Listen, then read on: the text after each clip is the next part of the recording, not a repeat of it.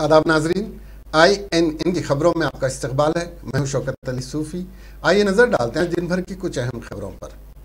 मरकजी वजीर दाखिला अमित शाह ने बॉर्डर सिक्योरिटी फोर्स का अमन और जंग के वक्त वक्फ होकर काम करने को बड़ा ताउन करार देते हुए कहा कि इस फोर्स को दुनिया की आला तरीन जदीद तरीन टेक्नोलॉजी से मजीद मजबूत किया जाएगा। मिस्टर शाह आज यहाँ पूनम स्टेडियम में BSF के 57वें योम तासीस के मौके पर मुनक्किदा एक तकरीब से खिताब कर रहे थे। उन्होंने कहा कि BSF को दुनिया की जदीद तरीन टेक्नोलॉजी दस्तियाब होगी और ड्रोन हमलों से निमटने के लिए देसी ड्रोन डिजास्टर्स टेक्नोलॉजी तैयार की जा रही है। उन्होंने कहा कि जहाँ भी सरहद पर तजावुजात की कोशिश की गई, हमने फौरन जवाबी कार्रवाई की। हमारे जवानों और सरहद को कोई सरसरी तौर पर नहीं ले सकता। जब अडी और पुलवामा में हमले हुए थे तब एक मजबूत फैसला लेते हुए एयर स्ट्राइक का फैसला किया गया। मिस्टर शाह ने कहा कि एंटी ड्रोन टेक्नोलॉजी तैयार की जा रही है, इस पर काम जारी है और दुनिया की जदीद तरीन टेक्नोलॉजी BSF को दी जाएगी। उन्होंने कहा कि BSF अमन हो या जंग के लिए हमेशा वक्फ रह रही है और आलमी वबा को रोकने के दौर में उसने अपना ताउन दिया। उसी तरह फोर्स ने माहौलियाती तहफ़्फ़ुज़ समेत दीगर कई अजीम काम किए हैं। उन्होंने जवानों को बहुत बहुत मुबारकबाद देते हुए उनका हौसला अफजाई की।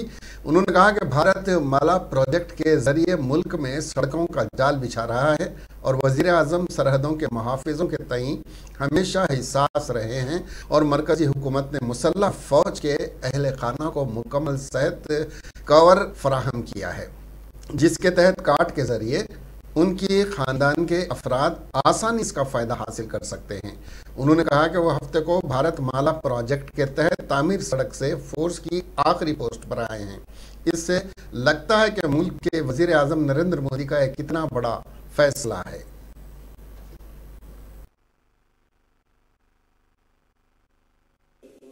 And along with him on the vehicle is Shri Pankaj Kumar Singh, Director General, Border Security Force. The Home Minister is on a 2-day visit to Jaisalmer, Rajasthan. Yesterday he visited the Tanot Mata Temple and offered his prayers there for secure borders and for the well-being of the nation and those guarding the borders. He is reciprocating the warm welcome being given by those in attendance here at Shaheed Poonam Singh Stadium.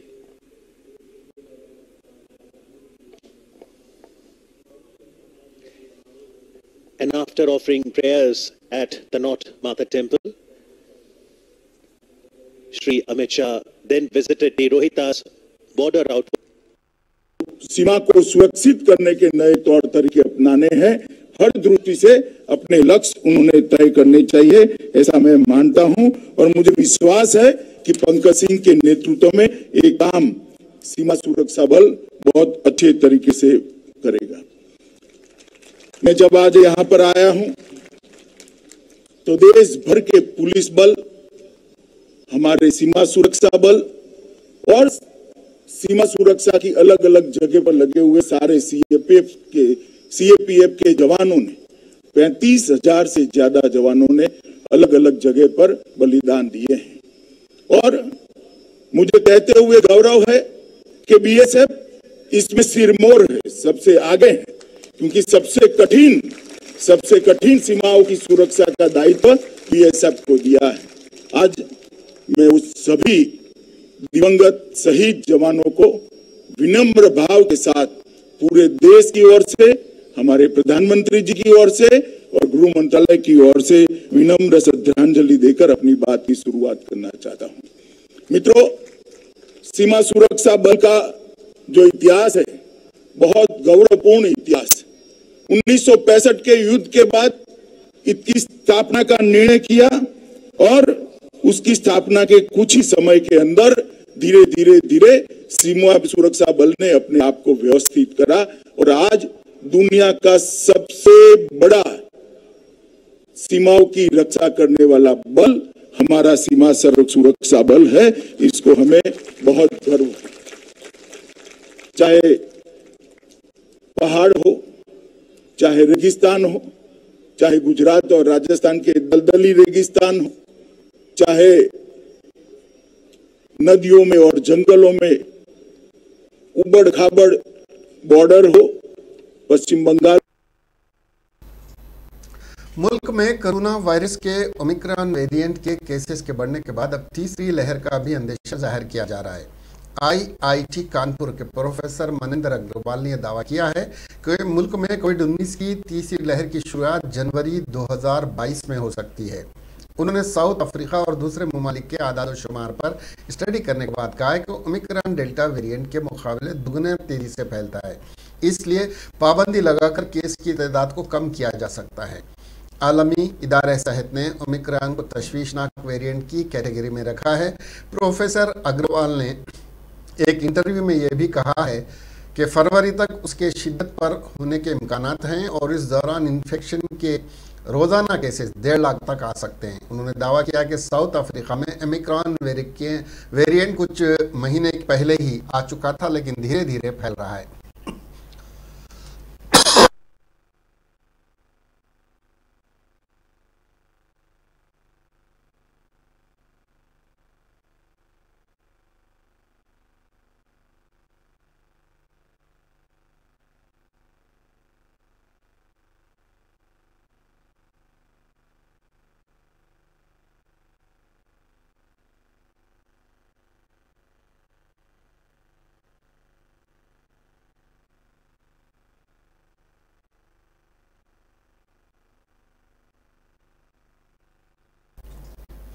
दिशा मुलजमीन के encounter case की Sirpur commission की inquiry आखिरी मरहले में पहुंच गई है। Commission ने एनकाउंटर के जाए वकूअ का मुआयना किया और इस जगह का भी मुआयना किया जहां दिशा की लाश को सुपुर्द खाक किया गया था।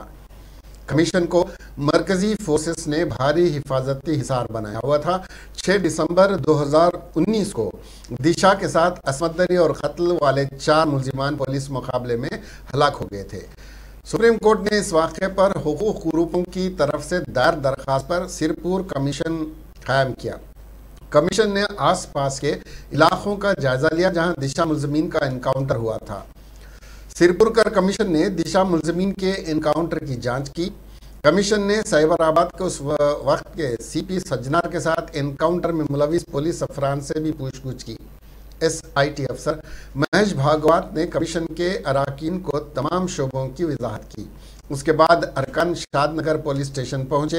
कमीशन एनकाउंटर की इंक्वायरी करेगा और 2 फरवरी को सुप्रीम कोर्ट में रिपोर्ट पेश करेगा। मालूम है कि वेटनरी डॉक्टर दिशा की 27 नवंबर 2019 को रंगारेड्डी के मजाफात में 4 मुलजिमान ने वहशियाना असमत दरी और कत्ल कर दिया था। अवाम के ज़बरदस्त गमों गुस्से के बाद पुलिस ने मुलजिमान को ढूंढकर पूछगछ की है, ताहम पेशरफ्त के सिलसिले में मुलजिमान का सामना करना पड़ा और मुलजिमान ने पुलिस के ऊपर एनकाउंटर करने की कोशिश की और पुलिस ने उन्हें ढेर कर दिया।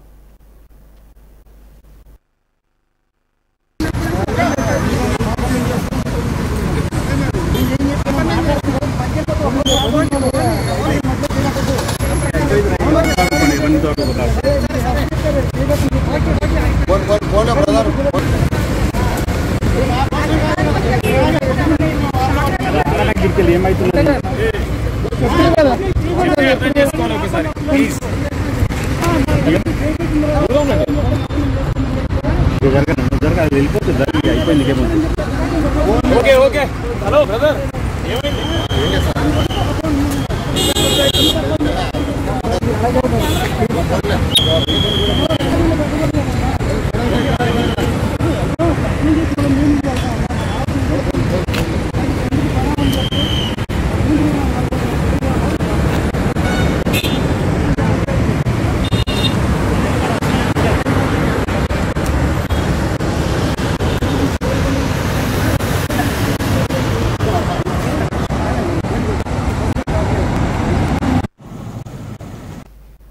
रियासती वजीर कुप्पुला ईश्वर ने भारत रत्न बाबा साहब अम्बेडकर को उनकी 66वीं बरसी पर जबरदस्त खिराज अकीदत पेश किया।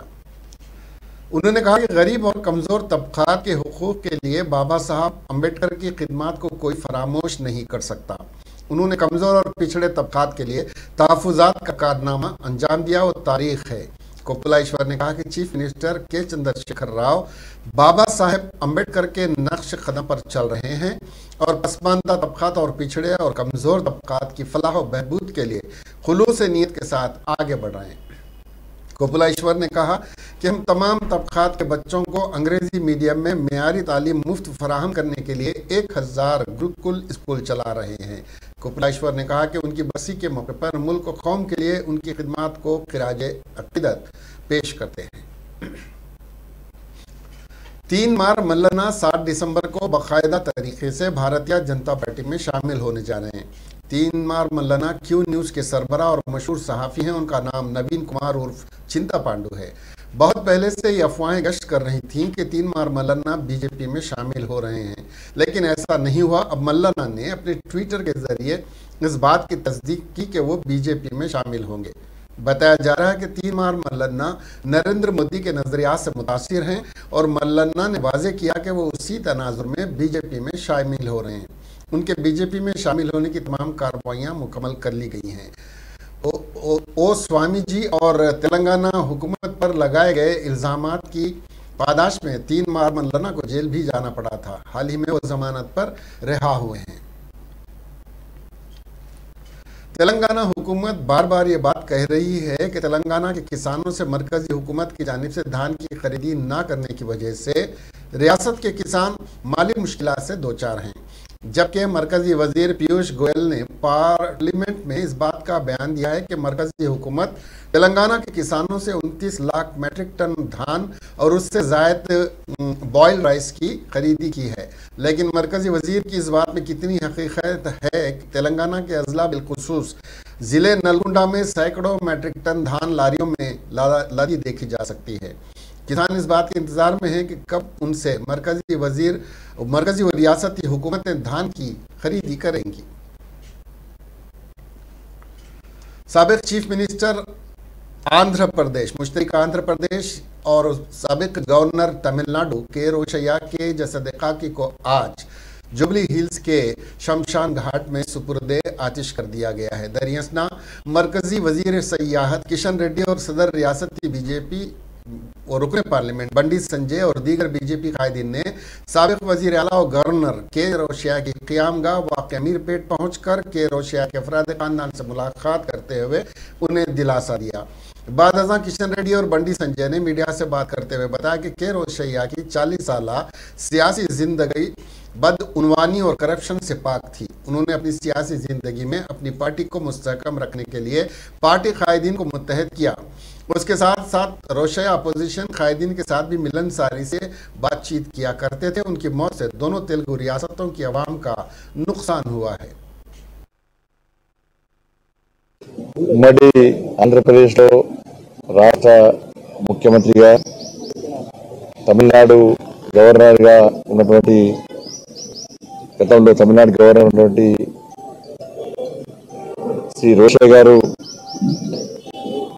వారు మరణించడం అనేక మంది తెలుగు ప్రజలను దిగ్భ్రాంతికి గురి చేసింది.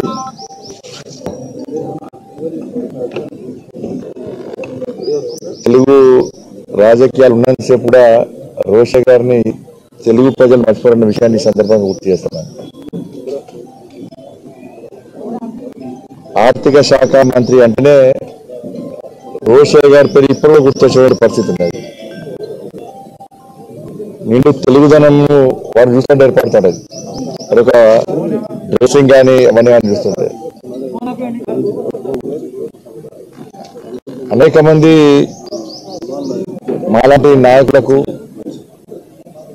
శాసనసభలో కానీ పార్లమెంట్లో కానీ శాసన మండలిలో కానీ రోషయ్య గారిని చూసి అనేక విషయాలు నేర్చుకునే విషయాన్ని ఈ సందర్భంగా చెప్తాను. విపక్షాలను ఏ విధంగా తన వాగ్దాడితోని తన చాతుర్యంతోని పొలైట్గా వ్యక్తిగత విమర్శలు లేకుండా అసభ్య పదజాలాన్ని వాడకుండా పనిచేసినటువంటి గొప్ప వ్యక్తి. ఉభయ రాష్ట్రాలలో మొత్తం రాజకీయ వ్యవస్థనంతా కూడా అవగాహన చేసుకొని అన్ని రకాలుగా కీలక పాత్ర పోషించినటువంటి పెద్దలు రోషయ్య గారు స్వర్గస్థులు కావడము ఉభయ రాష్ట్రాలకు, తెలుగు ప్రజలకు, రాజకీయ పార్టీలకు, రాజకీయ వ్యవస్థకు కూడా తీరని లోటు. వారు 1980లోనే వి రామారావు గారు భారతీయ జనతా పార్టీ సీనియర్ నాయకుడిగా ఉన్నప్పుడు వారు శాసన మండలిలో ఎమ్మెల్సీగా ఉండేవారు. నేను ప్రతిరోజు శాసన మండలి చూడాలని దృక్పథం.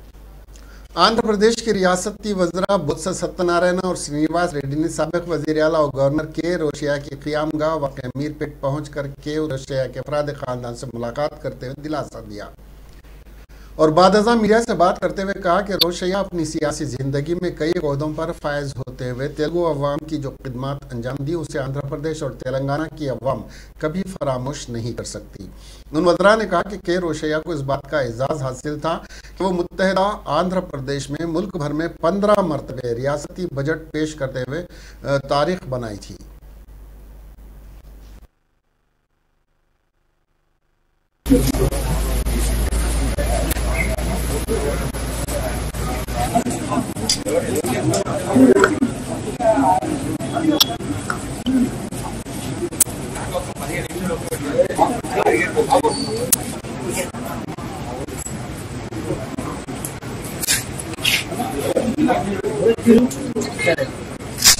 ఎవరున్నప్పటికీ కూడా మరి ఆయన దానికి పెట్టిన కోటగా ఆర్థిక శాఖ అంటే రోషయ్య అంటే ఆర్థిక శాఖ అనే దీనిలో ఉండేది. అటువంటి మహా వ్యక్తి ఆయనతో పనిచేసిన మరి రోజును కూడా మరి గుర్తు తెచ్చుకుంటున్నాం.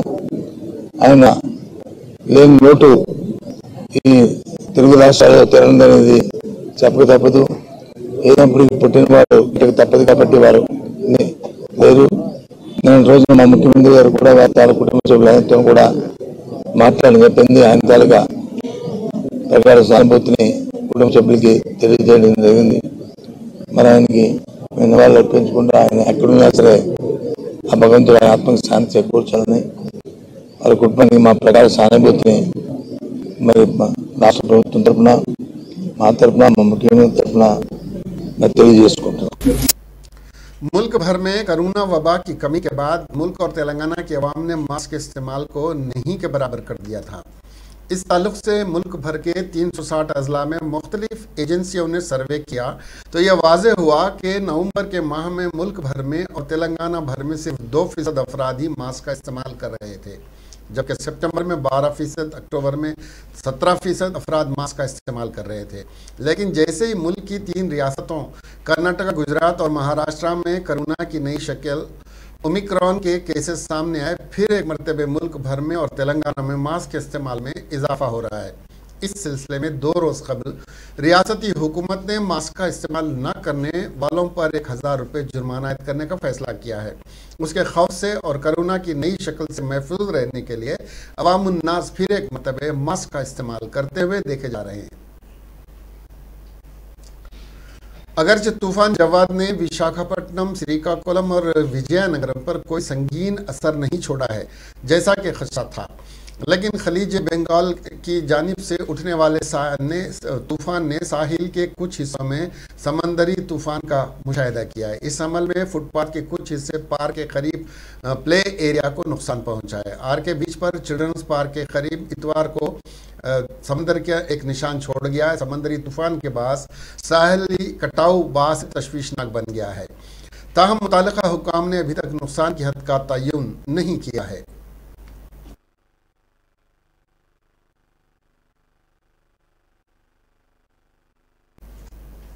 चित्तूर जिले के चंद्रागिरी कौमी शाहराह पर इट्टेपल्ली में एक कार डिवाइडर से टकरा जाने से 5 अफराद की मौत हो गई। डिवाइडर से टकराने से कार में आग लगने से एक बच्चा समेत 5 अफराद जिंदा जल गए। 3 दीगर अफराद को शदीद चोटें आईं। पुलिस का ख्याल है कि मरने वाले विजयनगर जिले के रहने वाले थे। कार नंबर AP39HA4003 है। तफसीलात का अभी इल्म नहीं हो सका।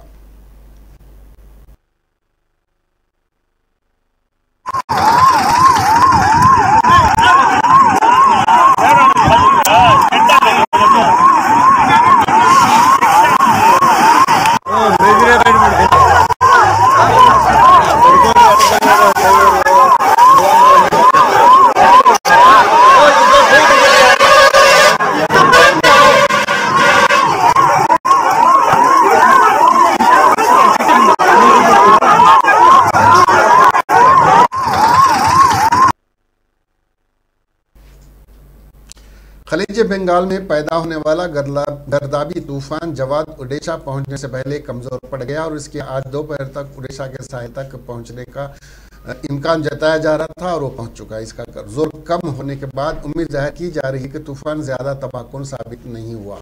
ताहम सारी रियासतों में खतरा भनूस बरकरार है। मीडिया रिपोर्ट के मुताबिक तूफान कमजोर पड़ गया है, लेकिन उसके जेर असर इलाकों में भारी बारिश हो सकती है। महकमा मौसमियात ने पेशिन गोई की है कि मगरबी बंगाल में दरिया गंगा से मुल्हिका इलाकों और शुमाली उड़ीसा में मुख्तलिफ मकामात पर बारिश हो सकती है। इसके अलावा पीर के रोज़ असम, मेघालय और त्रिपुरा के भी कई इलाकों में बारिश का इम्कान जाहिर किया गया है।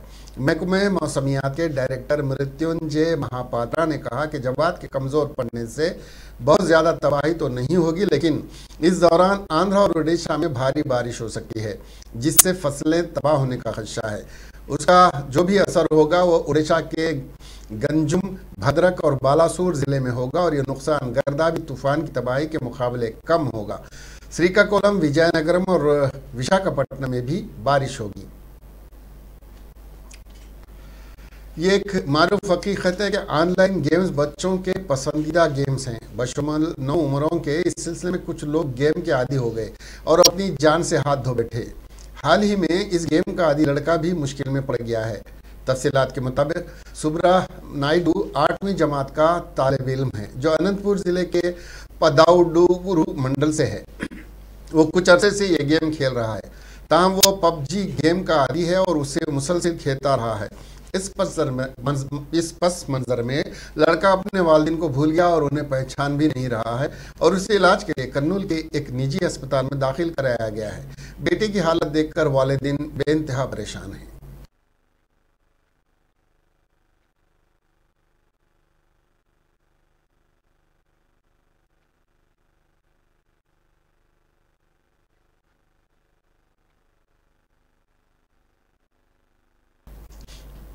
गाड़ियों की तेज़ रफ्तार अक्सर हादसों का सबब बनती है और लोग अपनी मंजिल मकसूद को पहुंचने की बजाय मौत की वादी में पहुंच जाते हैं और कभी कभी ज़िंदगी भर के लिए अपाहिज होकर रह जाते हैं। ऐसा ही एक दिलखराश वाक़े में जो आज जगतियाल ज़िले के मोहन राव पेट के करीब पेश आया, बशमूल कार ड्राइवर 2 कमसिन बच्चे इंतकाल कर गए। इस हादसे में 3 लोगों की मौत हुई। बताया जा रहा है कि कोरटला के बिलालपुर से ताल्लुक़ रखने वाले सरकारी टीचर सलमान बिन जावेद अपनी अहलिया सुमैया अमरीन, अपने 3 बच्चों 12 साला अनस, 8 साला अशहर और 5 साला अजहान के साथ हैदराबाद से कोरटला वापस जा रहे थे कि मोहन राव पेट के करीब तेलंगाना रोड ट्रांसपोर्ट कॉरपोरेशन की बस ने कार को टक्कर दे दी। हादसा इतना शदीद था कि कार को शदीद नुकसान पहुंचा, कार तबाह हो गई। कार ड्राइवर मोहम्मद साजिद, अशहर और अजहान इंतकाल कर गए, जबकि अनस शदीद जख्मी है, उसे करीमनगर के अस्पताल में शरीक करवाया गया है। टीचर सलमान बिन जावेद और उनकी अहलिया सुमैया अमरीन की हालत खतरे से बाहर बताई जा रही है। एक ही खानदान के 2 बच्चों की मौत और 3 अफराद के जख्मी होने से कोरटला में गम की लहर दौड़ गई है। मशरिकी गोदावरी में एक शख्स ने अपने साथी पुजारी को कत्ल करने का वाक़या देर से सामने आया है। तफसीलात के मुताबिक कंचा भाटला नागासाई उर्फ वेंकटेश 24 साला और नागा पवन 19 साला आर्यापुरा राजमंद्री के रहने वाले और दोनों दोस्त थे और दोनों के वालिदैन नहीं हैं। वो एक पुजारी हैं और कोलामुरु ग्राम पंचायत की बोमन्ना कॉलोनी में किराए के मकान में रहते हैं। उनके पास अक्सर दोस्त चरण, नंदा और शानमुख कार्तिक आते रहते हैं। नागासाई ने हाल ही में नागपवन को अखराजात ज़्यादा करने पर सरजनिश की और पिछले महीने की 24 तारीख को अखराजात पर बहस हुई थी। इस पस मंजर में अपने गुस्सा को काबू न पाते हुए नागा पवन ने नागासाई की गर्दन और पेट में चाकू से वार किया, जो शदीद जख्मी होकर मौके पर ही दम तोड़ गया। नाग पवन फिर एक दोस्त की लाश के साथ लाश को छोड़कर चला गया। वो 3 दिन बाद वापस आया और घर में लाश को जलाने की कोशिश की और वहां से चला गया। तब वो जुम्मा के इस माह की 3 तारीख को शाम एक और दोस्त के साथ घर वापस आया था। उन्होंने लाश पर कंबल डालकर उसे जलाने की कोशिश की। उसी दौरान बदबू आने पर मुकामी लोग वहां पहुंच गए। उसके साथ नागपवन ने लाश को बाथरूम में फेंक दिया और वहां से भाग गया और लोगों से कहते हुए चला गया कि यहाँ सुअर मर गया है। मुकामी लोगों ने, जिन्हें उनके रवैये पर शुबा था, राजानगरम पुलिस को इत्तला दी। राजानगरम के इंस्पेक्टर MV सुभाष और सब इंस्पेक्टर वाई सुधाकर ने जुमा की आधी रात के करीब घर का मुआयना किया। जली हुई लाश बाथरूम में पड़ी हुई मिली। हफ्ते की सुबह DSP ATV रवि कुमार और मुकामी लोगों से पूछताछ की गई। ये नौजवान जो यतीम थे बुरी आदतों के आदी पाए गए। DSP रवि कुमार ने कहा कि वो मुलजिम नागपवन और उसके दोस्तों से उनको गिरफ्तार किया गया और उनसे छानबीन की जा रही है। एक अफसोसनाक वाक़े में चंद्रकांत राव, एक सॉफ्टवेयर इंजीनियर ने तालापुर म्यूनसिपलिटी के तहत विद्युत नगर कॉलोनी में खर्च की वजह से फांसी लगाकर खुदकशी कर ली, जिसके बाद उसकी बीवी और बच्चों ने तालाब में छलांग लगाकर खुदकशी कर ली। चंद्रकांत राव ने 2004 से 2008 में कॉलेज ऑफ इंजीनियरिंग दुंडीगल में मैकेनिकल इंजीनियरिंग की और उससे कबल कई सरकर्दा सॉफ्टवेयर कंपनियों में काम किया और फिलहाल TCS&A में मुलाजिम है। वो 3-4 साल पहले अमेरिका जाने के लिए ट्रोल करता रहा जो बेसूद था। उसने उसके लिए क्रेडिट कार्ड्स का इस्तेमाल किया और बेवक्त अदायगियों की वजह से शरह सूद बढ़ने की वजह से अफसरदा हो गया और उसकी अदायगी के लिए मजीद कर्ज लिए। उसके साथ ही उसने कर्ज लेकर मुकामी तौर पर मकान बनाया, ताम उसे मजीद माली नुकसान पहुंचा क्योंकि कोई किराए के लिए नहीं आया। उसकी बीवी के वालिद ने भी माली मदद की। चंद्रकांत राव शदीद अफसरदा था क्योंकि मसाइल ने उसे घेर लिया था। दरी असना उसके दोस्तों ने बताया कि 4 माह कबल ये मसाइल कुछ ज़्यादा हो गए थे और माजी करीब में अपनी बीवी और बच्चों के साथ वो खुशगवार ज़िंदगी गुजार रहा था। उनका कहना है कि वो नहीं जानते कि जुमेरात की शाम घर में क्या हुआ और उन्होंने क्या मौक़िफ़ इख्तियार किया कि मुतवफ़ी अपने कमरे में गया और दरवाज़ा बंद करके खुदकशी कर ली। मुकामी लोगों का कहना है कि माली मुश्किलात की वजह से लावण्या और उसके बच्चों ने जोगीपेट तालाब में छलांग लगाकर खुदकशी कर ली। उनकी लाशों को जुमा की रात विद्युत नगर कॉलोनी लाया गया। इस दौरान किसी भी नाखुशगवार वाक़े को रोकने के लिए पुलिस ने सख्त हिफाजती इंतजाम किए। तदफीन रामचंद्रपुरम कब्रिस्तान में अमल में आई। हफ्ते की रात लावण्या के वालिद ने पुलिस से शिकायत की कि उनकी बेटी की मौत के लिए उनके ससुराल वाले जिम्मेदार हैं। पुलिस ने कहा कि उन्हें इस मामले पर पुलिस से वजाहत तलब करने की उनको तलब करके उनसे वजाहत तलब की जाएगी। कर्नाटक और गुजरात के बाद हिंदुस्तान की रियासत महाराष्ट्र में कोरोना के नए वेरिएंट ओमिक्रॉन के चौथे मामले की तस्दीक की गई है। महाराष्ट्र की राजधानी मुंबई के एक 33 साल शख्स में ओमिक्रॉन की तस्दीक की गई। मीडिया रिपोर्ट के मुताबिक मुतासरा शख्स जनूबी अफ्रीका से दुबई के रास्ते दिल्ली पहुंचा था। उसके बाद ये बम्बई पहुंचा। ये शख्स गुज़िश्ता महीने कोरोना से मुतासिर पाया गया था और उसे फिलहाल डोंबिवली कोविड केयर सेंटर में रखा गया है। मीडिया की रिपोर्ट के मुताबिक मरीज डोंबिवली इलाके का रिहायशी और उसने ताहाल कोरोना का टीका नहीं लगवाया है। एक बयान में कहा गया कि मुतासरा शख्स जब 24 नवंबर को मुंबई एयरपोर्ट पर पहुंचा तो उसे हल्का बुखार था और उसमें कोरोना की अलामत जाहिर नहीं हो रही थी। जांच कराने पर वो शख्स कोरोना से मुतासिर निकला। उससे कबल गुजरात के जामनगर में ओमिक्रॉन के तीसरे मामले की तस्दीक की गई थी। यहाँ 72 साल बुजुर्ग में ओमिक्रॉन पाया गया, जिसके बाद उसके खून का जेन्युइन सीक्वेंसिंग के लिए भेजा गया। ओमिक्रॉन से मुतासिरा शख्स जहां पर ठहरा था वहां एक माइक्रो कंट्रोलमेंट जोन बनाया गया है और इससे राब्ते में आने वालों की शनाख्त करके उनकी टेस्टिंग की जा रही है।